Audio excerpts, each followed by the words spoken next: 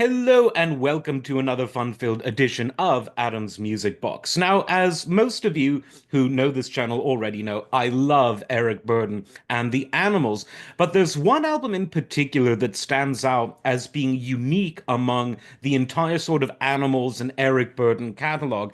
And this was an album released when the original lineup of the original Animals were starting to fall apart, and subsequent to this, Eric would form his West Coast band, Eric Burdon and the Animals, as distinct from the Animals themselves, a band formed in Newcastle, England.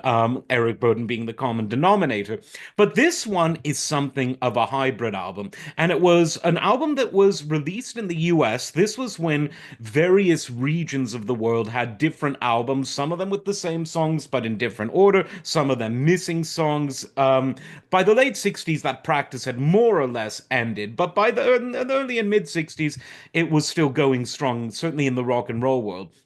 And this album, called Animalisms, as you can see, was very unique because you can start to see some departures from that typical Animals sound. And one of the reasons for that departure was the presence of Frank Zappa on the album.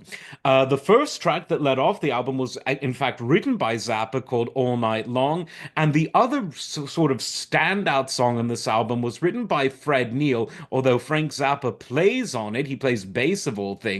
And this is one of my very favorite songs associated with Eric Burdon and the Animals, and it's called The Other Side of This Life.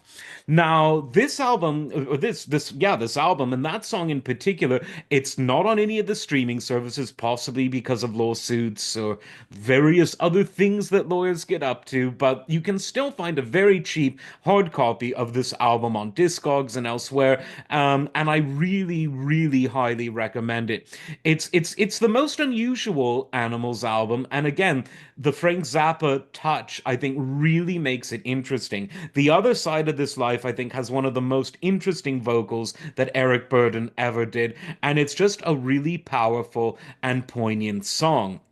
So definitely try to check it out. It's had various releases over the years, some with bonus tracks, etc. You can already see the direction that Eric's starting to go down on this album, the kind of direction that would lead him to the more psychedelic, more extrospective, if you will, stuff that he did on his Eric Burdon and the Animals albums when he got bit by the San Francisco bug, so to speak.